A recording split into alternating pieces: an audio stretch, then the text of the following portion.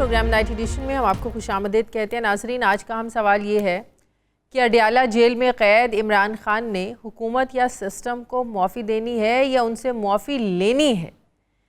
ये सवाल इसलिए उठा क्योंकि मुफाहमत और मुज़ाहमत के बावजूद तहरीक इंसाफ पिछले 1.5 साल से इमरान खान को जेल से नहीं निकलवा सकी। फिर भी वज़ीर आला KP के अली अमीन गंडापुर ये बड़ा दावा कर रहे हैं कि इमरान खान ने सबको मुआफ़ करने का कह दिया है और आगे से उन्हें ग्रीन सिग्नल भी मिला है। उम्मीद है जल्द ब्रेक थ्रू होगा। जी हाँ, एक इंटरव्यू में ये सब कहा अली अमीन गंडापुर साहब ने। अली अमीन गंडापुर ये समझते हैं कि अब मंजिल बड़ी करीब है क्योंकि हम अब भी लाजवाब हैं और सिस्टम भी लाजवाब है। नाजरीन, ये पहली बार नहीं हुआ कि जब वज़ीर आला KPK की तरफ से PTI और ताकतवर हलकों के दरमियान ताल्लुकात की बहाली का दावा सामने आया हो।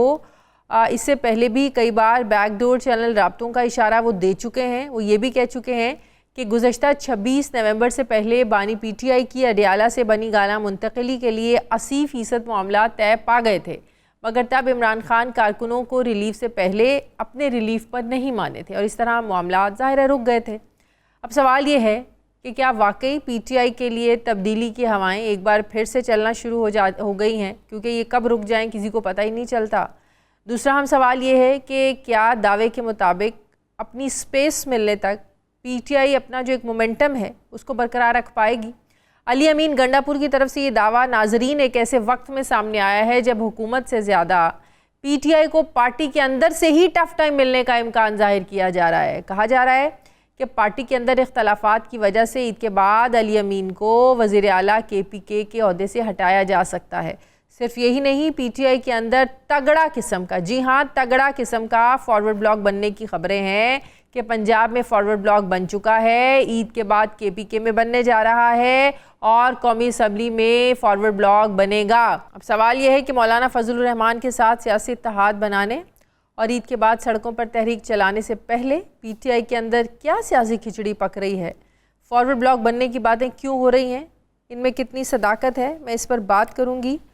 मुझे ज्वाइन कर रहे हैं नईम हैदर पंजोता साहब। अस्सलाम वालेकुम, तहरीक इंसाफ के रहनुमा हैं। बहुत शुक्रिया आपने वक्त दिया हैदर साहब आपका। सबसे पहले ये बताएं कि ये फॉरवर्ड ब्लॉक बनने की खबरों में ज़ाहिर है PTI की जो लीडरशिप है वो तो तरदीद कर रहे हैं, लेकिन कहा जा रहा है कि पंजाब में फॉरवर्ड ब्लॉक बन चुका, ईद के बाद KPK में बनेगा और कौमी असम्बली में बनेगा। क्या ये बातें दुरुस्त हैं? बहुत शुक्रिया, आपने मौका दिया जी। बिल्कुल कोई ऐसी सदाकत नहीं है जी। कुछ लोग अगर ऐसी बात कर रहे हैं या राय दे रहे हैं या उनकी ओपिनियन है या उनको कोई ख्वाब आ रहा है या कोई किसी को कोई मामला है तो वो उसकी अपनी राय है या उसका अपना एक मौक़िफ़ है, लेकिन प्रैक्टिकली अगर देखा जाए तो कोई ऐसा अमल नहीं है। जहाँ तक बात है कि क्या इख्तलाफात तहरीक इंसाफ के अंदर हैं, तो मैं क्लियर कहना चाहता हूँ कि इमरान खान साहब के पीछे पूरी कौम खड़ी है, तमाम तहरीक इंसाफ खड़ी है, उनके ऊपर किसी किस्म का कोई ना इख्तलाफ है। और अगर हाँ आपस की अगर बात की जाए तो छोटी मोटी बात एक दूसरे से राय का इख्तलाफ हो सकता है, लेकिन ऐसा अमल नहीं है। असल मामला क्या है? असल मामला यह है कि तहरीक इंसाफ को सियासी मैदान के अंदर हराया नहीं जा पा रहा। जिस बुनियाद के ऊपर ये सारा एक नैरेटिव बिल्ड किया जाता है ताकि इस चीज को हाईलाइट किया जाए, फलाना उससे लड़ गया, उसकी उससे लड़ाई होगी, जो मुल्क के मसाइल हैं उस पर क्या कोई बात कर रहा है? तमाम चैनल्स को मैं देख रहा था कि एक हाइप क्रिएट किया है कि तहरीक इंसाफ के अंदर फलाने ये कह दिया, वकीलों के बारे में ये बात होगी, उसका ये ट्वीट आ गया, इसको लीगल टीम से निकाल दिया। कितने लोग जो हैं वो अमन के हवाले से बात कर रहे हैं। फैसल चौधरी तगड़े वकील थे ना PTI के, इमरान खान के केसेस देख रहे थे ना, वही बात, ये वो भी यही बात कर रहे हैं कि सियासी लोगों को कोई तजुर्बा ही नहीं है, उन्हीं की वजह से मामला ख़राब हो रहे हैं। फवाद चौधरी साहब ने भी बड़ी बात ये बात की है। PTI के अंदर के लोग जब ये बातें करेंगे, अब फिर बाद में आप लोग ये कहते हैं हाँ उस फलां को निकाल दिया, फलां को निकाल दिया इसलिए वो बात कर रहा है। जाहिर है PTI के अंदर जो वक्त गुजारता है, PTI के अंदर इख्तलाफात हों, PTI के अंदर जो मसाइल हों, उससे बेहतर तो कोई नहीं बता सकता। फैसल चौधरी साहब भी बबांग दोहल ये बात कर रहे हैं कि इस वक्त जो मौजूदा सियासी क़यादत है उनको कोई सियासी तजुर्बा नहीं है, जिसकी वजह से आपके मामलात ख़राब हो रहे हैं मज़ीद। देखिए, बात यह है कि जितनी मौजूदा क़यादत है, इस क़यादत के हवाले से अगर बात की जाए तो उस क़यादत का इंतखाब किसने किया है? चेयरमैन ताहयात चेयरमैन तहरीक इंसाफ जनाब इमरान अहमद खान न्याजी साहब ने। तो जब उन्होंने इनका इंतखाब किया, जिसके बारे में ये कहते थे कि इसे कोई सियासी सूझबूझ नहीं है, और फिर दुनिया ने साबित किया और इमरान खान ने साबित करके दिखाया कि जनाब इस वक्त जो है अडयाला जेल के अंदर बैठा हुआ इमरान खान अगर किसी मामले के अंदर बैठा नहीं होता तो आपके मसाइल हल नहीं होते। उसकी शमूलियत के बगैर आप मुल्क के अंदर अमन भी नहीं ला पा रहे, क्योंकि उसके पीछे आवाम की सपोर्ट है। देखें, ये एक नैरेटिव है, एक मौक़िफ़ है। वो लोग जो इस वक्त इस मौजूदा माहौल के अंदर जुल्म सितम जबर सारे सहते हुए साथ खड़े हैं, केसेस बर्दाश्त कर रहे हैं, इमरान खान के नजरिए को सपोर्ट कर रहे हैं, फ्रंट फुट पे लड़ रहे हैं, चाहे मीडिया हो, चाहे एहतजाज हो, चाहे कोई जलसा हो, कोई रैली हो, कोई भी चीज हो, उसके बावजूद वो पीछे नहीं हटे। तो ये कैसी नाकामी है? अली अमीन गंडापुर साहब की भी सीट को खतरा है। देखिए, अली अमीन गंडापुर साहब की सीट के हवाले से तो मैंने नहीं देखा कि खान साहब ने कहा है कि कोई ईद के बाद उसे चेंज किया जाए। आपको पता है कि एक नैरेटिव बिल्ड किया जाता है। इमरान खान जिसको समझेंगे, और वो नैरेटिव कौन बिल्ड करता है? पार्टी के अंदर के लोग।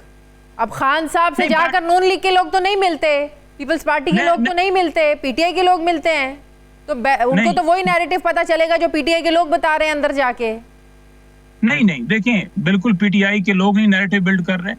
ये आपको पता है कि जो सियासी तौर पर हार चुके हैं उनका ये फोकस है, उनके हामियों का ये फोकस है, और उस फोकस को उजागर करते हुए मैं आपको एक छोटी सी मिसाल दे दूं। एक बात की गई कि मुझे खान साहब ने कहा कि मुझे पता है कि कौन कौन मिलने आ रहा है अंदर, और ये किसकी आशीर्वाद से आ रहे हैं, क्या पैगाम लेकर आ रहे हैं, तो मुझे ये सारा पता है। अच्छा, ये एक बात चलाई गई, ये पिछली मुलाकात की, ये बात हुई ही नहीं है। मतलब आप वहाँ इतने रहनुमा थे, बाबर अवान साहब थे, सलमान राजा साहब थे, ज़हीर अब्बास साहब थे, नियाजुल्लाह न्याजी साहब थे, तमाम लोगों से आप फोन कॉल के ऊपर ले लीजिए उन्हें। एक बंदा भी अगर ये कह गया कि ये बात हुई है तो फिर आप कहिएगा कि आप झूठ बोल रहे हैं। तो ये किसने खबर चलाई? इन्हीं लोगों ने, जो नहीं चाहते कि तहरीक इंसाफ जो है वो जो जुल्म उजागर कर रही है, जो मुल्क के अंदर फस्तायत के खिलाफ लड़ रही है, जो मुल्क में छापे मारे जा रहे हैं, गिरफ्तारियां हो रही हैं, चादर चारदीवारी का तकद्दस पामाल किया जा रहा है, पीका एक्ट लेकर आए हैं कि साफी बात ना करें, 26वीं तरमीम लेकर आए हैं ताकि जजेस अपने अंडर कर ली जाएं। वो तमाम चीजें जो हैं जो उजागर कर रही है, उस चीज को ना किया जाए, बल्कि इस मौक़िफ़ के ऊपर लाया जाए कि इमरान खान से कोई जो है वो ऐसे लोग मिल रहे हैं जिसके बारे में खान साहब भी ये बात कर रहे हैं कि देखें ये किधर से आए। फिर एक और बात की गई कि उन्होंने कहा है कि जो है वो सड़कें जो हैं वो बड़ी इस ईद के बाद गर्म ही गर्म नजर आएंगी, और हर तरफ जो है वो खान साहब ने कोई स्टेटमेंट चला रहे थे। देखिए, खान साहब ने एक मौक़िफ़ दिया है, वो मौक़िफ़ ये था कि जितनी जमातें इस वक्त अपोजिशन के अंदर हैं उनके साथ बातचीत के तय किया जाएगा, टाइम वगैरह किस तरह से हमने करना है, लेकिन उन्होंने जरूर ये कहा था स्ट्रीट मूवमेंट की तरफ हम बढ़ेंगे। हर स्ट्रीट मूवमेंट में आपको भी पता है कि जब तक मौलाना की जमात शामिल नहीं होगी, कोई तगड़ी स्ट्रीट मूवमेंट आप लोग चलाने के काबिल नहीं है इस वक्त। मौलाना साहब के हवाले से तो अभी भी तहफ़्फ़ुज़ात आप लोगों को भी हैं, आप लोगों से ज़्यादा उनको तहफ़्फ़ुज़ात हैं। एक बार फिर से अली अमीन गंडापुर साहब ने जो बात कर दी कौमी सलामती कमेटी में कि उन्होंने मौलाना साहब के सामने 2 सवाल रखे, उन्होंने जवाब ही नहीं दिया। अब फिर JUI के लोग कह रहे हैं कि इमरान खान की ख़ास हिदायत के बावजूद PTI के अंदर से तनकीद हो रही है। तो लगता तो ऐसे ही है कि PTI के अंदर कुछ लोग ऐसे हैं को जो चाहते नहीं है कि मौलाना के साथ भी मामलात सुधरे PTI के, और वो साथ चले PTI के। देखिए, इमरान खान साहब ने वाज़ेह मौक़िफ़ भेजा है कि मुल्क में कानून और आइन की बालादस्ती के लिए, अदारों की आज़ादी के लिए, जमहूरियत के लिए तमाम जमातों को दावत दीजिए, और जो जमात इसके अंदर शामिल होगी वो डेफिनेटली तारीख के अंदर एक अपना नाम लिखवाएगी, और जो नहीं शामिल होगी वो भी नाम लिखवाएगी। तो मैं ये समझता हूँ कि हमारी तरफ से दरवाजे जो हैं वो खुले हैं, और हम उनसे कह रहे हैं कि तमाम लोग आइए। अल्फाजों का चुनाव अच्छा नहीं है ना। पिछले दिनों ये भी कहा कि वो अगर मौलाना की जमात साथ देगी तो वो नहीं साथ देंगी तो तारीख उनको माफ़ नहीं करेगी। मतलब कि एक पार्टी की ज़रूरत है आप लोगों को, और आप फिर इस तरह के अल्फाजों का चुनाव करना, कौन चलेगा आप लोगों के साथ? देखिए, बात यह है कि इस वक्त मामला क्या है, इस वक्त मुल्क का मामला है, मुल्क को बचाने का मामला है। और ये बात अगर सादा लफ्जों में की जाए तो ये बात की जा रही थी कि इस मुल्क की खातिर आइए, जो मुल्क की खातिर नहीं। अब तहरीक इंसाफ इस मौक़िफ़ से पीछे हट जाती है कि मुल्क की परवाह नहीं है जी, चलने में जैसे चलता है और हम हेड्स अप करते हैं। तो क्या तारीख में लोग अच्छे लफ्जों से याद करेंगे? बल्कि नहीं, बुरे लफ्जों से याद करें। वो कहेंगे कि इतने लोगों ने कुर्बानियां दी और उसके बाद आप लेट गए। तो इसलिए हम ये कह रहे हैं कि जो भी इस मुल्क में कानून और आइन की बालादस्ती के लिए खड़ा होगा वो ज़रूर उसको दुनिया याद रखेगी। सही है। और ईद के बाद तहरीक जब आप लोगों ने चलानी है तो क्या मौलाना साहब साथ होंगे? 2 रोज़ तो रह गए। देखिए, मौलाना साहब के साथ हमारी तमाम लीडरशिप की, जिसकी तरफ से खान साहब को एक टास्क दिया गया है, वो तमाम लोग बात कर रहे हैं और इंशाअल्लाह ताला हमें तमाम तर उम्मीदें हैं कि तमाम जमातें जो हैं जिस वक्त अपोजिशन का हिस्सा हैं, अपोजिशन में हैं, वो तमाम जमातें साथ दें। मौलाना साहब के साथ एंगेजमेंट जो है वो जारी है। जो उनके तहफ़्फ़ुज़ात हैं पूरे कोशिश है हमारी कि उसको दूर किया जा सके। और अली अमीन गंडापुर साहब जो बात कर रहे हैं कि इमरान खान सबको माफ़ करने के लिए तैयार है, माफ़ी देने के लिए तैयार है, सबसे पहले मुझे एक बात बताएं, माफ़ी मांगी किसने? देखिए, बात यह है कि इस वक्त जो है माफ़ी, अगर हम हमेशा ये कहते रहे 9 मई का मलबा हमारे ऊपर डाला जाता रहा और बड़ा क्लियर मौक़िफ़ है कि 9 मई के सबसे बड़े बेनिफिशरी वो हैं जो उस वक्त इक़्तिदार में। तहरीक इंसाफ के ऊपर ये जवाज़ ढूंढा गया कि इस तरीके से उनके ऊपर क्रैक डाउन किया गया और वो आपने देखा, यानी खान साहब डिस्क्वालीफाई भी हो गए, जेल में भी चले गए, यके बाद दीगरे ईद से पहले सजाएं दे दी गई, उनकी अहलिया को जेल में डाला गया। वो बातें अपनी जगह, मुझे बताएं माफ़ी मांगी किसने है? देखिए, माफ़ी की अगर बात की जाए ना तो माफ़ी इमरान खान साहब हमेशा मौक़िफ़ रखते हैं कि मैं मुल्क की खातिर किसी भी से अगर बात करने की जो है वो बात खान साहब ने की थी ना तो वो मुल्क की खातिर की थी। और अभी भी अगर बात की जाए, जो अली अमीन साहब बात कर रहे हैं कि माफ़ी जो है वो उन्होंने कहा है कि मैं बिल्कुल जो है वो किसी को नहीं, तो उनका बड़ा मौक़िफ़ क्लियर है। वो कह रहे हैं कि मैं कभी भी इस माफ़ी वो तब देंगे ना जब कोई माफ़ी मांगेगा। माफ़ी मांगी किसी ने तो खान साहब कैसे किसी को माफ़ी दे सकते हैं? कौन मांग रहा है खान साहब से माफ़ी? एस्टेब्लिशमेंट मांग रही है, नून लीग मांग रही है, पीपल्स पार्टी मांग रही है, मांग कौन रहा है? देखिए, बात यह है कि जो जुल्म किया गया, जो फस्तायत की गई, जो पाकिस्तान को यरगमाल बनाया गया, जो इदारे तबाह कर दिए गए, जो इदारों के अंदर डिफरेंस पैदा कर दिया गया, जो तहरीक इंसाफ के ऊपर जुल्म किया गया, जो सारी सूरत हाल आपके सामने है। तो अगर इमरान खान साहब कह रहे हैं कि हम जो है वो इस मुल्क की खातिर जो है वो किसी एक नुक्ता नज़र पर अमन वाले मामले के ऊपर या फेयर इलेक्शन हो पाकिस्तान के अंदर या आगे बढ़ने के हवाले से, जैसे कि लास्ट भी आपने देखा कि मुज़ाकरात के हवाले से बात की गई थी, तो मुल्क की खातिर कर रहे हैं।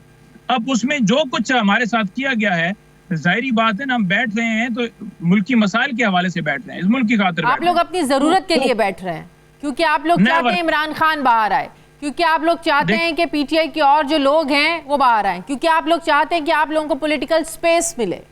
आप लोग अपनी जरूरत के लिए बैठ रहे हैं। 2 रोजा कौमी कॉन्फ्रेंस में इतना तो किसी ने कहा नहीं, कैटेगोरिकली रोक दिया गया। जब पीटीआई के लोग इमरान खान की रिहाई के लिए, दूसरे लोगों की रिहाई के लिए बात करना चाह रहे थे तो इजाजत ही नहीं मिली कि पीटीआई के इमरान खान की रिहाई के लिए बात हो। तो मसला है आप लोगों की अपनी स्पेस का, मसला है आप लोगों की अपनी जरूरत का। पहली बात ये है, पहली बात मैं आपको क्लियर, खान साहब ने आज तक किसी जगह के ऊपर ये नहीं कहा कि मेरी रिहाई के हवाले से कोई मुतालबा रखिए किसी भी मुज़ाकरात के अंदर या किसी भी मामले के ऊपर। इमरान खान कभी भी ये नहीं कहते, बल्कि हम जैसे बंदा बाहर से जाता है ना तो एक होता है कि यार उस पे पर्चा हो गया, मेरे पे हैं, फलाने पे हैं, ये छापा, एक टेंशन होती है। लेकिन इमरान खान को मिलकर कभी भी ये नहीं लगा कि वो बंदा टेंशन के अंदर है, बल्कि वो हमें हौसला देता है। नंबर 1 आपको क्लियर होना चाहिए। नंबर 2 बात यह है कि ये मुतालबा मेरा या किसी 2 लोगों का या 10 लोगों का नहीं है कि इमरान खान साहब बाहर आए। इस पूरी कौम का मुतालबा है कि इमरान खान साहब बाहर आए, क्योंकि इमरान खान साहब वो वाहिद लीडर हैं जो इस मुल्क को बेहतर कर सकते हैं, बेहतर तरीके से चला सकते हैं, बचा सकते हैं।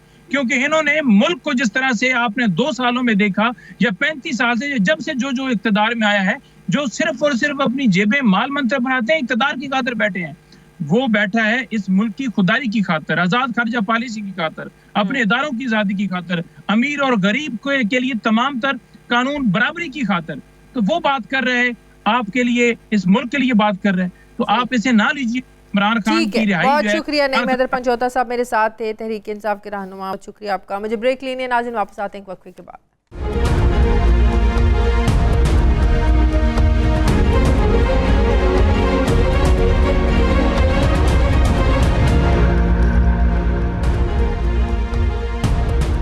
ब्रेक के बाद एक बार फिर से आपको खुशामदीद कहते हैं नाज़रीन। बलूचिस्तान में दूसरे सूबों की निस्बत तरक्याती इंफ्रास्ट्रक्चर कम है, एजुकेशन और सेहत की सहूलियात भी ज़रूरत से बहुत कम है। इस बात से भी कोई इनकार नहीं कि सूबे में सिक्योरिटी इशू भी बलोचियों के लिए एक बहुत बड़ा मसला है। लेकिन ये मसाइल या हुकूक का कम होना किसी को ये जवाज़ देता है कि वो रियासत के साथ बगावत करे या हुकूक की जंग को फ्रीडम फाइट का नाम देकर दहशतगर्दी करे। बलूचिस्तान में दहशतगर्द तंजीम BLA यानी बलोच लिबरेशन आर्मी ने जाफर एक्सप्रेस को हाईजैक करके इंतहा कर दी और अब सिक्योरिटी इदारों के साथ साथ सियासी ईवान में उनके सद्देबाप करने में जो है वो अब कोशिशें हो रही हैं। पिछले साल BLA ने 1600 अफराद की जानें लीं, जिनमें 100 बलोची भी थे। अफसोसनाक बात यह है कि बलूचिस्तान में हमेशा दहशतगर्दों की कार्रवाइयों को महरूमी का जवाज़ बनाया जाता है और कहा जाता है कि हम तो महरूम हैं। बलूचिस्तान में कोयटा से पेशावर जाने वाली जाफर एक्सप्रेस को यरगमाल बनाया गया, 31 लोगों को कत्ल कर दिया जाता है और जवाज़ दिया जाता है कि हम तो महरूम हैं। बलूचिस्तान में दहशतगर्द रेलवे लाइन को उड़ा देते हैं, बसों को रोक कर शनाख्ती कार्ड चेक करके मुसाफिरों के गले काटते हैं और जवाज़ देते हैं कि हम तो महरूम हैं। बलूचिस्तान की तरक्की की दौड़ में पीछे रहने का शिकवा ये भी है कि मगर सड़कें बनाने वाले मज़दूरों और कुएं खोदने वालों को तरक्याती काम भी नहीं करने दिया जाता और जवाज़ दिया जाता है कि हम तो महरूम हैं। बलूचिस्तान में मिसिंग पर्सनस का मसला ज़रूर है, मगर लापता अफराद के लवाहिकीन हस्पताल के मुर्दा खाना से ज़बरदस्ती ट्रेन हाईजैक करने में मुलव्विस दहशतगर्दों की लाशें उठाकर ले जाते हैं और जवाज़ देते हैं कि हम महरूम हैं। उधर बलूचिस्तान में दहशतगर्द मेडिकल कॉलेज स्कूल जला रहे हैं, मगर पंजाब, KP और सिंध के तालीमी इदारों में हमारे बलूचिस बहन भाई वज़ाइफ पर असल मेरिट से भी कम नंबरों पर डिग्रियां हासिल कर रहे हैं और फिर भी ये जवाज़ दिया जाता है कि हम तो महरूम हैं। हर साल पार्टी बदलने वाले बलोच सरदारों की सियासी रस्साकशी बलूचिस्तान को आगे बढ़ने नहीं देती है। उनका गिरबान पकड़ने के बजाय जवाज़ दिया जाता है कि हम तो महरूम हैं।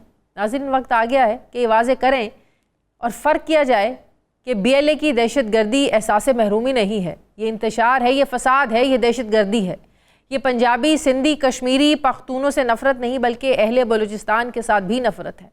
बलोच अवाम की खुशहाली और सुकून की दुश्मन है। इसी पर मैं बात करूँगी। मुझे अली गौहर बलोच साहब मुस्लिम लीग नून के रहनुमा ज्वाइन करें। अस्सलाम वालेकुम, बहुत बहुत शुक्रिया अली गौहर साहब आपका। प्राइम मिनिस्टर की ज़ेर सदारत जो इजलास हुआ, बड़े अहम उसमें फ़ैसले हो रहे हैं कि किस तरह दहशतगर्दी से निपटना है, किस तरीके से इसको हमने जो है जिसका प्रोपेगेंडा है उसकी सोशल मीडिया के ज़रिए उससे लड़ना है। TV और ड्रामे ऐसे मौज़ूआत पर बनेंगे जिससे जो दहशतगर्दों का जो एक बयानिया है, इसको काटना है, इसको मारना है, मुल्क की असल जो शक्ल है या मकसद है उसको हमने हाईलाइट करना है। लेकिन हमने देखा कि सियासतदानों का भी वहाँ पर एक रोल है। वहाँ पर हमेशा यही सुनने को मिलता है, वसाइल नहीं है, लेकिन वसाइल से भरपूर है वो जगह। वहाँ पर लोग पढ़ना चाहते हैं, वहाँ यूनिवर्सिटीज़ और स्कूल वैसे नहीं है जैसे पंजाब और सिंध और KP यहाँ पे लोग जो है ना उसको करते हैं। तो क्या वजह है कि वहाँ हुकूमतें भी बनती हैं, लोग वोट भी देते हैं, फिर भी हमेशा महरूमी का रोना रोया जाता है? बिस्मिल्लाहिर्रहमानिर्रहीम। आपने अपने इंट्रो में बिल्कुल सही इसका तजिया किया है और सूरत हाल बिल्कुल आपने ठीक बताई है कि ग्रास रूट लेवल पर उन सहूलियात का ज़रूर फुकदान है कि जो कि आम आदमी को और आम पाकिस्तान के शहरी तक और ख़ास तौर पर बलूचिस्तान की आवाम तक पहुंचना चाहिए। लेकिन और मैं समझता हूं कि उसकी ज़िम्मेदारी जो है वो जो लोकल लीडरशिप है अरसा दराज से उन तमाम पार्टीज पर भी आती है। मेरा ख्याल है कि सूबे को उसके वसाइल बराबरी की सतह पर ज़रूर मिलते रहे हैं, लेकिन इस वजह को भी जांचने की ज़रूरत है कि वो ग्रास रूट लेवल तक वो वसाइल क्यों नहीं पहुँचे। और मेरा ख्याल है कि अब ईवानों में ये चीज़ें जो हैं ये ज़ेरे बहस हैं और इनका तदारक किया जाएगा और ग्रास रूट लेवल तक वो सहूलियात भी पहुँचाई जाएंगी, उस इंफ्रास्ट्रक्चर को भी बेहतर किया जाएगा और जो सूबे की तरक्की है उसको भी किया जाएगा। लेकिन इसके साथ साथ जो दीगर अवामिल हैं उनको हम नज़रअंदाज नहीं कर सकते। जिस तरह से कि बलूचिस्तान की सरजमीन जो है वो कुदरत के बेशुमार ख़जाने जो हैं वो उस सरजमीन के नीचे है और उस पर जो हमारे मुखालिफ और जो हमारी दुश्मन ताकतें हैं उनके ऊपर भी नजरें हैं और वो उसके लिए मकामी लोगों को इस्तेमाल करते हैं और बाहर। लेकिन क्या वजह है कि आज तक इसका सद्देबाब नहीं हो सका? नून लीग भी अरसा दराज इक़्तिदार में रही, पीपल्स पार्टी, सब ने बारी बारी हुकूमतें की, बलूचिस्तान का मसला वहीं का वहीं खड़ा है। देखिए, बलूचिस्तान में ज़्यादातर तो वहाँ की जो लोकल क़यादत थी वो मेरा ख़्याल है कि वो वहाँ पर रही और वहाँ पर एक कबायली निज़ाम भी है, सरदारी निज़ाम भी है। और ज़ाहिर है कि आपने देखा कि जिस तरह से उन ताकतों ने और वहाँ के जो ख़ारजी अवामिल थे उन्होंने जिस तरह से वहाँ पर इंतशार फैलाया और अरसा दराज से वो उसको बलूचिस्तान को टारगेट करते रहे, वो चीज़ें इंतहाई अहमियत की हामिल हैं कि उनका तदारक किस तरह से किया जा सकता है। मौजूदा हुकूमत ने इस सिलसिला में आपने देखा है कि इंतहाई संजीदगी का मुजाहरा किया है और ख़ास तौर पर जिस तरह से जाफर एक्सप्रेस वाला वाक़या हुआ और इससे पहले भी काफ़ी वाक़यात हो चुके हैं और अभी भी ख़ास तौर पर जो हमारे जितने भी मुसल्लह अफवाज हैं और हमारी रियासती मशीनरी है और हमारी जो हुकूमतें हैं वो इस चीज़ को फोकस किए हुए हैं। मेरा ख्याल है कि इस मेहनत के बाद जो है वो ज़रूर इंशाल्लाह रंग लाएगी और काफ़ी हद तक अमन होगा। लेकिन यहाँ पर काबिल ज़िक्र वो भी बात है जब आपने देखा कि जब पिछली हुकूमत थी पीटीआई के अदवार में दहशतगर्दों को रिहा किया गया, उनकी आबादकारी की गई और उससे पहले जो 2013 में जब नवाज शरीफ साहब ने चागी के मकाम पर धमाके किए थे तो उस टेन्योर के अंदर 95% दहशतगर्दी का खात्मा हो चुका था।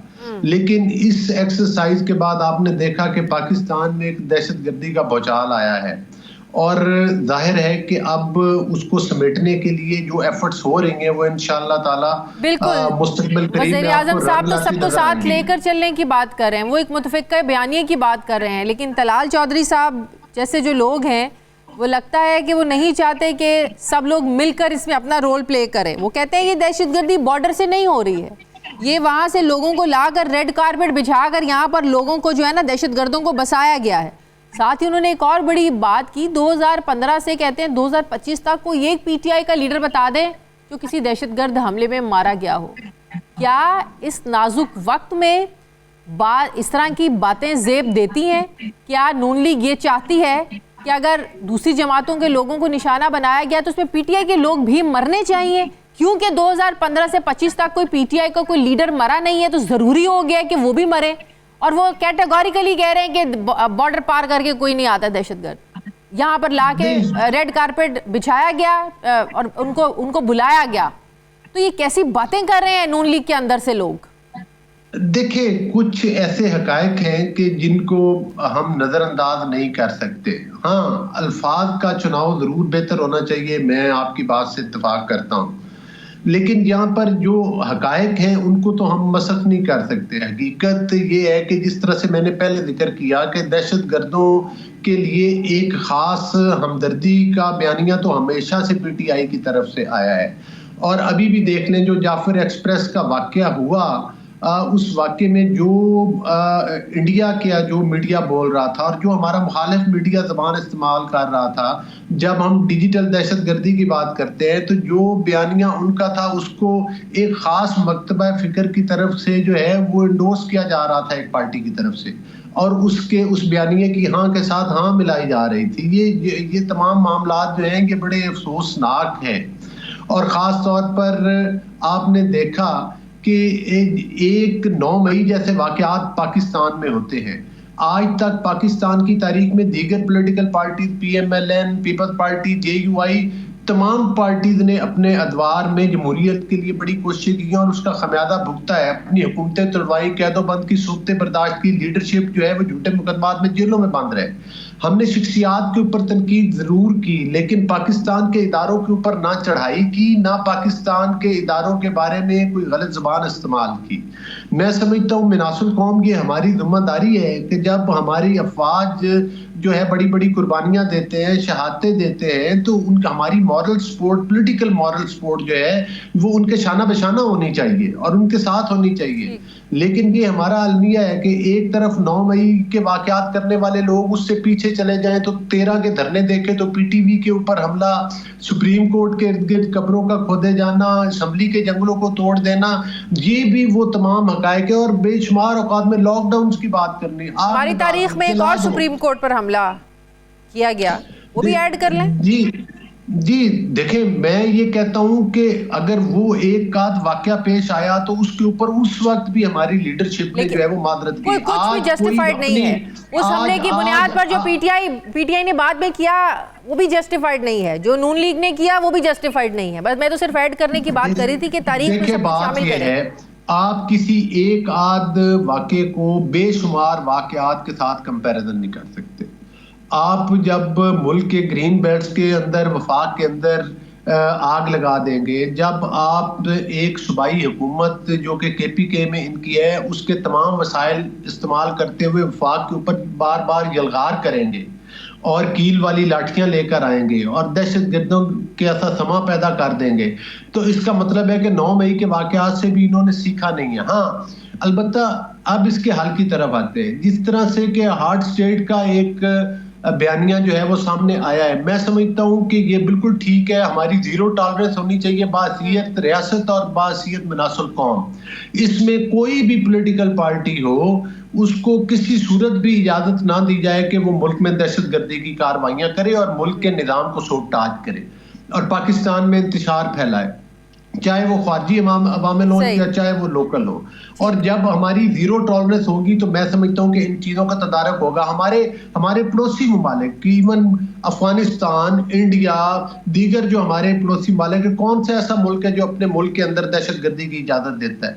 कौन सा ऐसा मुल्क है जो इनको, और मैं तो समझता हूँ कि ये भी अफसोसनाक बात है कि एक तरफ 9 मई के वाकयात करने वाले लोग हैं, दूसरी तरफ उनको सिक्योरिटी मीटिंग्स के अंदर बुलाया जाता है। तो हमें ये लाइन ड्रॉ करनी होगी कम से कम। जो इस किस्म के वाकयात में मुलव्वस लोग हैं उनको कोई हक तो आप चाह रहे हैं, तो आप ये कह रहे हैं कि अली अमीन गंडापुर जैसे जो लोग हैं, भले वो KPK के वजीर आला हैं, उनको सिक्योरिटी मीटिंग्स में नहीं बुलाना चाहिए। तो ये कोई आप इस पे कोई चाहेंगे कि प्राइम मिनिस्टर साहब को रिक्वेस्ट करें या कि वो ना आए या आर्मी चीफ से कहें कि ऐसे लोगों को ना बुलाया जाए क्योंकि 9 मई में ये लोग मुलव्वस हैं? तो ये PTI, आप लोग फिर इस पे कोई इनिशिएटिव लेंगे? देखें, बिल्कुल आपने बिल्कुल बजा कहा। मेरा मौक़िफ़ ये है कि कोई अली अमीन गंडापुर हो या अली गौहर हो या कोई भी हो, जो रियासत के खिलाफ हथियार उठाएगा, रियासत को वहां पर बिल्कुल लाइन ड्रा करनी चाहिए और वहां पर जीरो टॉलरेंस होनी चाहिए। किसी को ये हक नहीं है कि जिस रियासत की वजह से, ये बयानिया किस पार्टी का है कि खान है तो पाकिस्तान है, तो ये तो मतलब है कि ये आज तक नून लीग पीपल्स पार्टी JUI की तरफ से क्या इस किस्म के बयानिए आए हैं? तो अगर ये हम कब तक हम अपनी सॉफ्टनेस दिखाएगी रियासत, और फिर ये उसका फिर रिजल्ट ये निकलता है कि फिर 9 मई जैसे वाकयात होते हैं, उसका रिजल्ट ये निकलता है कि फिर इस्लामाबाद के ऊपर हमले होते हैं, उसका रिजल्ट ये निकलता है कि फिर ग्रीन बेल्ट्स को आग लगाई जाती है। तो इससे तो आप एक और बात की तरफ जा रहे हैं कि KPK के मामलात को फिर आप लोगों को फिर देखना ही नहीं चाहिए। KPK क्या पाकिस्तान का हिस्सा नहीं है? अब ये तो एक हकीकत है ना कि PTI की हुकूमत है, वहाँ के लोगों ने PTI को चुना है, वहाँ के जो वजीर आला हैं उनका ताल्लुक PTI से है।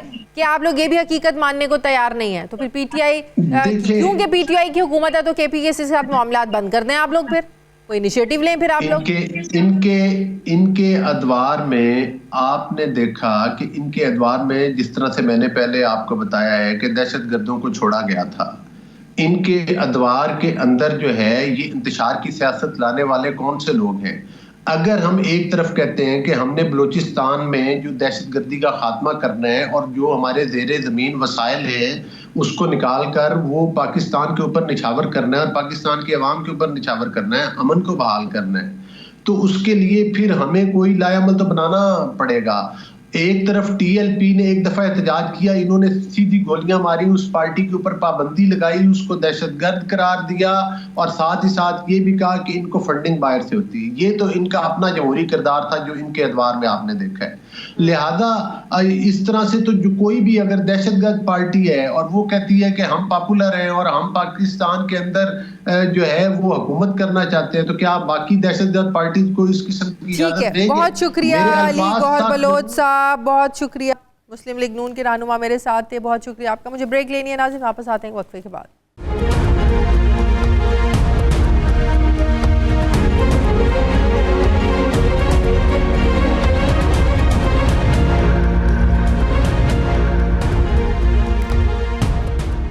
ब्रेक के बाद एक बार फिर से आपको खुशामदीद कहते हैं नाजरीन। दावा ये है कि हम कोई ग़ुलाम नहीं, आज़ाद हैं, ख़ुद मुख्तार हैं, लेकिन हालत यह है कि आवाम को 1 रुपए का रिलीफ भी देने से पहले हुकूमत को IMF से पूछना पड़ता है कि बता तेरी रज़ा क्या है।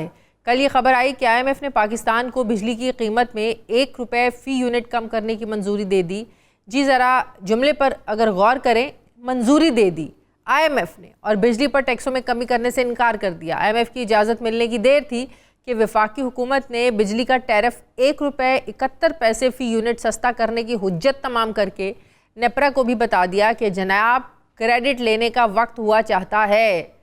हुकूमत आज़ाद पाकिस्तानियों की, लेकिन फ़ैसले उनके जिनसे कर्ज़ लिया है।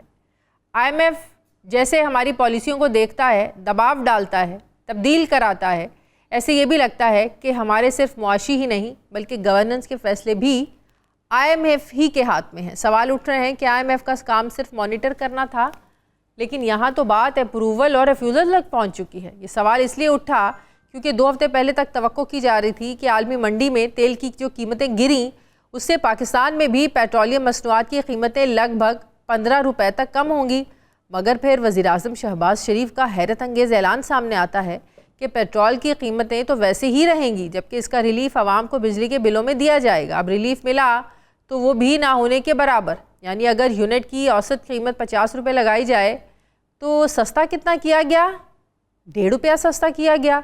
इस मामले से जुड़ी मुझे पिछले साल की भी कहानी अभी याद आ गई कि पिछले साल 31 मई को वज़ीर-ए-आज़म हाउस की तरफ से मीडिया को ये खबर जारी की गई कि वज़ीर-ए-आज़म शहबाज शरीफ ने पेट्रोल फ़ी लीटर 15 रुपये जबकि डीज़ल 7 रुपये कम करने की हिदायत की।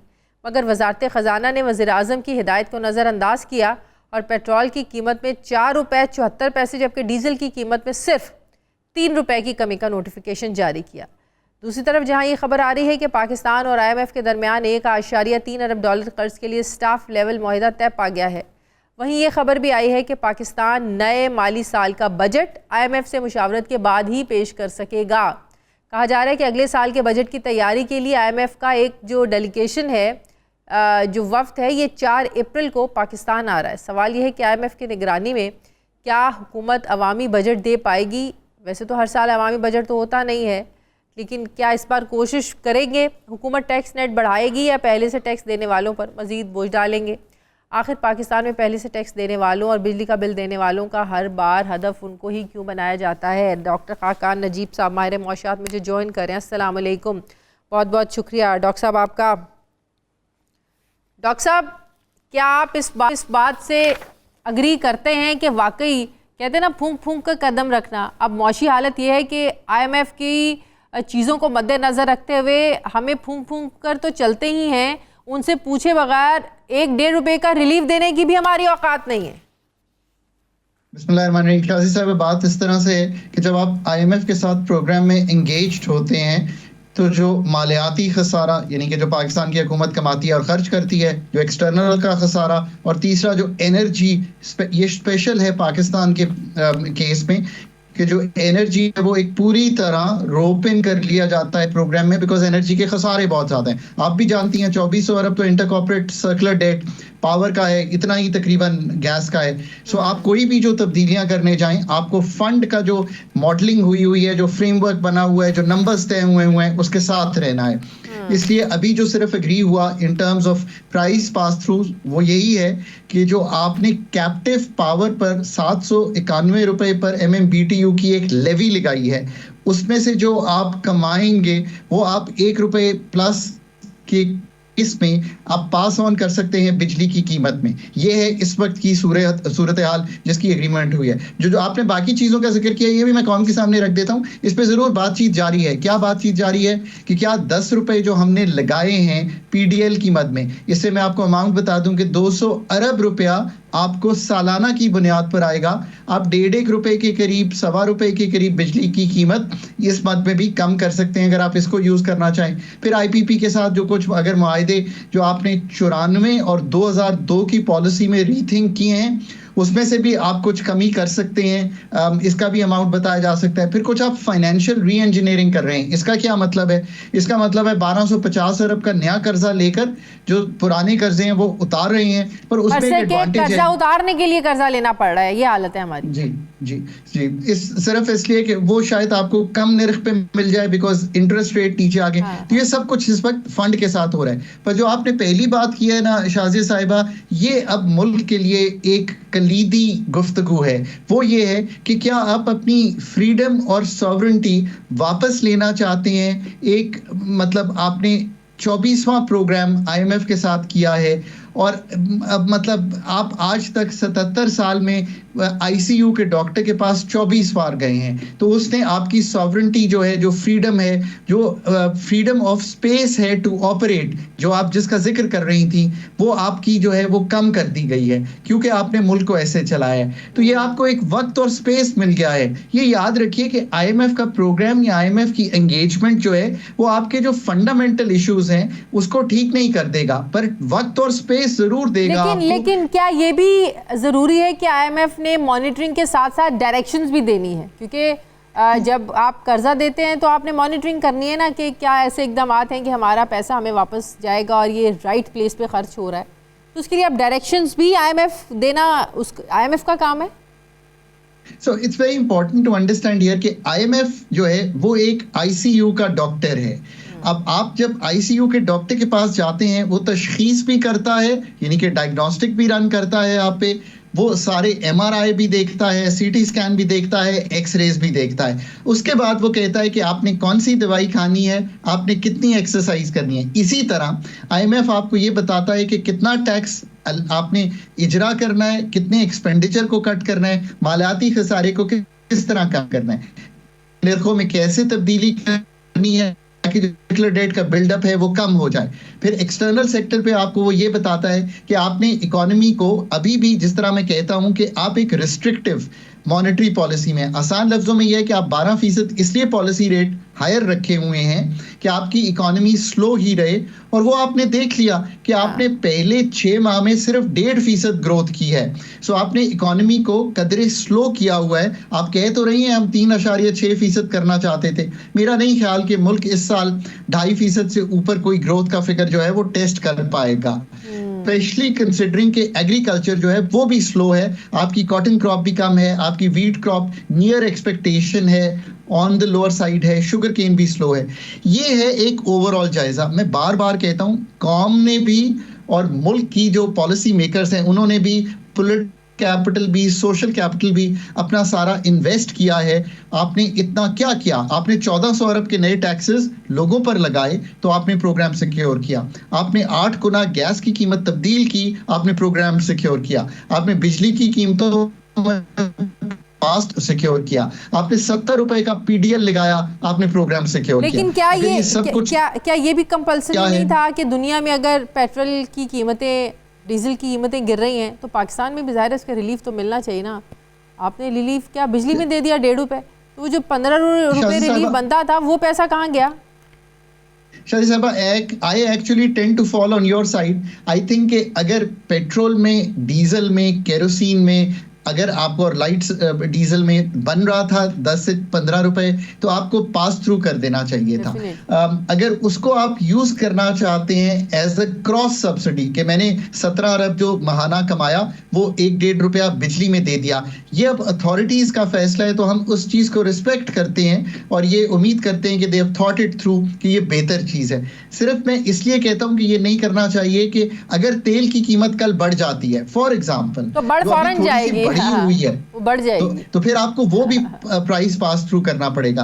देखिए, मैं इसमें एक इंपॉर्टेंट बात ये सामने रखता हूं कि हमें एज अ मनहासुल कौम ये सोचना है कि क्या हम ये शॉर्ट टर्म रिलीफ्स के बारे में सोचें प्राइसेस पे, या हम सोचें कि हम वाकई ही कैसे एक competitive, efficient, delivering good service, energy sector, वो पॉलिसियां, ये ना हो कि हम आज सोलर पॉलिसी में तब्दीली का ऐलान करें और कल हमें उसको फिर नजर सानी के लिए लेकर जाना पड़े। वो क्या तब्दीलियां हैं एनर्जी सेक्टर में, पॉलिसी लेवल पर, रेगुलेटरी लेवल पर, प्राइवेटाइजेशन पर, वो क्या चीजें हैं ऐसी इस वक्त और ठीक है। बहुत शुक्रिया डॉक्टर खाकान नजीब साहब, बहुत शुक्रिया आपका, आपने वक्त दिया। नाज़रीन, प्रोग्राम का वक्त खत्म हो गया। फीडबैक दें, अपना ख्याल रखें, मुझे इजाज़त दें, अल्लाह हाफ़िज़।